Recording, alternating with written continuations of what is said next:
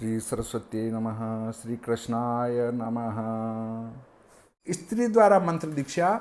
स्त्री जब व्यासपीठ पर नहीं बैठ सकती, ओमकार का स्मरण नहीं कर सकती, तो वो मंत्र की दीक्षा किस प्रकार से दे सकती हैं। देखिए, ब्राह्मण के अतिरिक्त अन्य से मंत्र लेने में शास्त्र ने कहा है कि शिष्य सुनिश्चित नरकगामी होता है तथा अनेक विपत्तियां हैं।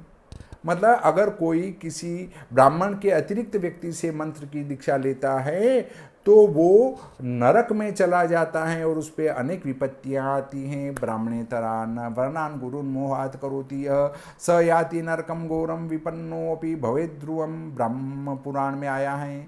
अपने से नीच वर्ण की जाति से मंत्र लेने वाले श्वान की योनि में जन्म लेते हैं। यो नरः नीच वर्णेभ्यो मंत्र ग्रहण माचरन् न मंत्र फलम आपनोति स्व योनिम चादि गच्छति, स्कंद पुराण का वाक्य है। देखिए, आगे आया है, स्त्री द्वारा मंत्र दीक्षा और यज्ञाहुति का शास्त्रीय विरोध है। शास्त्र में कहा गया है कि यज्ञ में स्त्री आहुति नहीं लगा सकती और वो मंत्र की दीक्षा नहीं दे सकती। मनु महाराज ने कहा है, देव पितृयातिथेयानि तत्प्रदानानि यस्य तु नाश्नन्ति पितृदेवास्तन्न च स्वर्गम च गच्छति। जिस व्यक्ति के घर में देव कार्य, यज्ञ, मंत्र दीक्षा, श्राद्ध स्त्री के द्वारा संपन्न होते हैं, वहाँ देवता तथा पितरगण सदा के लिए विदा हो जाते हैं।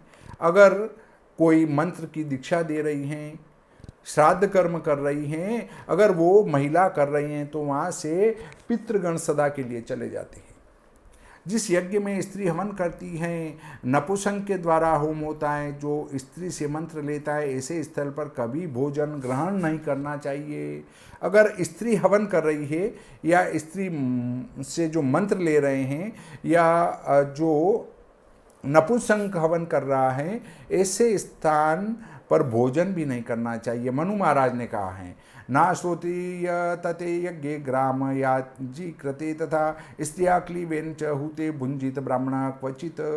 जो स्त्री हवन करती हैं उस यज्ञ में यजमान की श्री नष्ट होती हैं, अतः देव प्रतिकूल यज्ञ का त्याग करना चाहिए। अश्लील में तत्सा गुणाम यत्र जुहूत्यमि हविः प्रतीप में तद्देवानाम तस्मात् परिवर्जयेत। मनु महाराज ने कहा है, स्त्री को यज्ञ में पति के साथ मात्र बैठना चाहिए, न कि आहुति देना। वह तो मात्र पति शुश्रूषा से ही मुक्ति पाती है। नास्ति स्त्रीणाम पृथक यज्ञो न व्रतम नाप्युपोषणम पतिम शुश्रूयते तेन येन तेन स्वर्गे महीयते।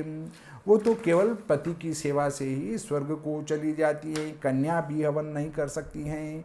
कन्या के द्वारा भी हवन करने का विधान शास्त्रों में नहीं पाया गया है। वेदानुसार स्त्री जाति का सभा में कथा धर्मोपदेश अधिकार नहीं। बृहदारण्य को उपनिषद में इस पुत्री को पंडिता बनाने का वर्णन है। यहाँ पंडिता से तात्पर्य विदुषी, गृह कार्य दक्षा, नीति नियम निपुणा, भक्ति सदाचार संपन्ना, सतीत्व और पतिव्रत प्रभावज्ञा होने से हैं। वेदज्ञा पंडिता अथवा प्रवचन पंडिता से प्रयोजन नहीं है। मतलब वहाँ पर बृहदारण्यकोपनिषद में पुत्री को पंडित अर्थात विद्वान बनाने का निर्देश दिया गया है, ताकि वो शिक्षित संतान बना सके, संतान को शिक्षित कर सके, परंतु वो उपदेश नहीं दे सकती, प्रवचन नहीं कर सकती। स्त्री यदि पति सेवा आदि कार्यों को नहीं करती तथा प्रवचनादि करती हैं तो नरकगामिनी होती हैं। वेद दिग्दर्शन में आया है। मतलब अगर वो पति की सेवा आदि कार्यों को नहीं करके प्रवचन करती हैं तो वो सीधे नरक में चली जाती हैं। महाभारत के अनुसार स्त्री जन सभा में पहुंचती हैं तभी विनाश का कारण समूह पर लब्ध होता है।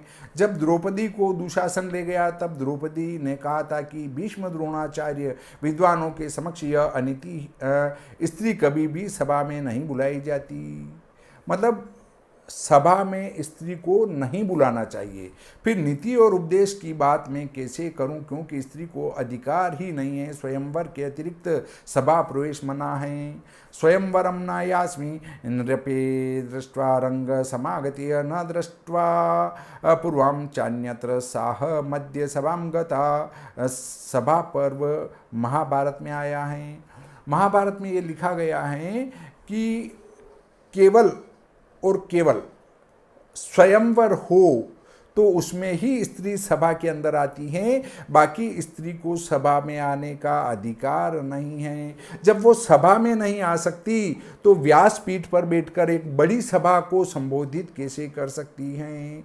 इससे सिद्ध हो ही गया कि श्रेष्ठ स्त्रियों का जनसभाओं में पहुंचना सनातन धर्म के विरुद्ध रहा है। द्रौपदी ने यह भी कहा कि जनसमूह में स्त्रियां बुलाई गई हों ऐसा कभी देखा सुना नहीं गया है। मतलब जन समूह में स्त्रियों को बुलाई गई हो ऐसा न तो देखा गया है न कभी सुना गया है। तो फिर वो व्यासपीठ पर बैठकर कथा कैसे कर सकती हैं? और यदि वो कथा कर रही हैं तो महाभारत में लिखा गई बात गलत है, और महाभारत वेद व्यास जी ने लिखा तो बाकी पुराण भी गलत हैं। तो फिर आपको कथा करने का कोई अधिकार नहीं, क्योंकि आपके पुराण ही गलत हैं। किंतु आज इस सभा के मध्य मुझे बुलाया था, सनातन धर्म आज नष्ट हो गया है। इस वो कौन कह रही हैं? द्रौपदी जी कह रही हैं। इसका परिणाम भी सुने कि जिन कौरवों ने मुझे बुलाया है, धर्मोल्लंघन से उनका अब विनाश सुनिश्चित है। ये द्रौपदी जी ने पहले ही कह दिया था। धर्म्याम स्त्रियम सभा न पूर्वे नयन्ति न श्रुतम स नष्ट कौरवे येषु पूर्वो धर्म सनातन, महाभारत में आया है। द्रौपदी के सभी में दृष्ट होने से कौरवों का नाश हुआ। सीता के बाहर दृष्ट होने से श्री दशरथ जी की मृत्यु हुई। वर्तमान में कालिक देवियों के सभा में दृष्ट होने का परिणाम कलयुग के हाथ में है। जैसे द्रौपदी जी को सभा में लाया गया तो कौरवों का नाश हुआ, और सीता जी बाहर जब निकली तो दशरथ जी की मृत्यु हो गई। अब सोच लो कि जो देवियां आजकल की व्यासपीठ पर बैठकर कथा कर रही हैं तो क्या होने वाला है। महाभाष्यकार लिखते हैं कि सभा में स्त्री का बोलना बैठना कदापि उचित नहीं है, धर्म विरुद्ध है। कथम ही स्त्री नाम सभायाम साध्वी स्यात्, स्त्री के दोष का कारण है असज्जनों की संगति, स्वतंत्रता, मधुपान, अति भोजन, कथा गोष्ठी तथा अकर्मण्यता। इन कारणों से सभी स्त्रियों का पतन ही होता है। दुर्गत्यमति रूपम चाप्य सत्संग स्वतंत्रता पापनाशन तथा गोष्ठी प्रियत्वा कर्मशीलता भविष्य पुराण में आया है। कितनी भी बड़ी सती साध्वी हो पर सभा में गायन करने से निश्चित ही भ्रष्ट हो जाएगी। सभा में जाकर उसको गायन करने का अधिकार नहीं है। हाँ, अगर महिलाएं बैठकर कोई गीत गा रही हैं तो उसमें कोई दोष नहीं है, परंतु वो मंच पर बैठकर गान करे तो वो भ्रष्ट हो ही जाएगी। पर पुरुष से विचारों का आदान प्रदान, हास परिहास, लेन देन, अधिक यात्रा तथा दीक्षा देना ये दुष्टाओं के कर्म हैं। पुंसो अन्या ग्रहमालापस्मित विप्रेक्षता च मंत्रमंडल दीक्षायाम शक्ति संवसनेषु च, ये भविष्य पुराण में आया है। मनुस्मृति में वर्णन आया कि जो स्त्री सभा के समक्ष गाती बजाती हैं निश्चित ही वह धर्म से गिर गई तथा दंडनीय है। मनु महाराज ने क्या कहा है कि जो स्त्री सभा में जाकर गाने बजाने का कार्य करती हैं वो दंडनीय हैं और धर्म से वो गिर चुकी हैं। प्रतिषिद्धापि चेद्या तु मध्यमभ्युदयेष्वपि प्रेक्षा समाजं गच्छेद्वा सा दंडया कृष्णला निषद। स्त्री पतन के कारण, स्त्री पतन के 6 कारण हैं। मादक द्रव्यों का सेवन, दुर्जनों का साथ, पति से दूर रहना। धर्म सभा अगर वो कर रही हैं, कथा कर रही हैं तो पति से उसको दूर रहना ही पड़ता है। अन्य पुरुषों का सानिध्य, यहाँ वहाँ प्रवास, भ्रमण, असमय में सोना तथा दूसरे के घर में निवास, ये 6 कारणों से स्त्री का पतन होता है। था इनको सभा से दूर रहना चाहिए। सत्संग तथा श्रवणाधिकार है, प्रवचन का नहीं। ये माता बहनें सत्संग का श्रवण कर सकती हैं, कथा श्रवण कर सकती हैं, परंतु आप व्यासपीठ पर बैठकर कथा करने के अधिकारी नहीं हैं।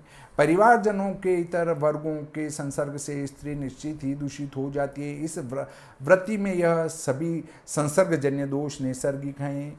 परिवार वालों के अलावा जो है दूसरों के संपर्क में अगर महिला आएगी तो वो दूषित हो जाएगी। आवृत्ति कर्षिता स्त्री प्रादुषेत स्थिति मत्यपि, मनु महाराज ने कहा है ये बात। साध्वी स्त्री को चाहिए कि वह अपनी वाणी तथा नेत्रों का प्रयोग अपने पति के अतिरिक्त किसी के लिए न करें। अगर कोई सती साध्वी स्त्री है तो वो अपनी वाणी और अपने आँखों का प्रयोग अपने पति के अलावा किसी के लिए न करें। सभा गोष्ठी में पुरुषों के मध्य रहने में स्त्री का विनाश अवश्यंभावी है। पिता के घर में स्वतंत्रता, यात्राओं में परसंगति, पुरुषों की गोष्ठी और विदेश का भ्रमण मना है। स्त्रियों के लिए इतनी बातें मना है कि वो गोष्ठी के अंदर न जाए। अगर कोई गोष्ठी चल रही, न वो प्रवचन कर रही है, बातें कर रही है, तो वो गलत है। और दूसरा, पिता के घर में स्वतंत्रता नहीं मिलना चाहिए। यात्राओं में दूसरों की संगति, पुरुषों की गोष्ठी, विदेश में भ्रमण, ये सब वर्जित हैं।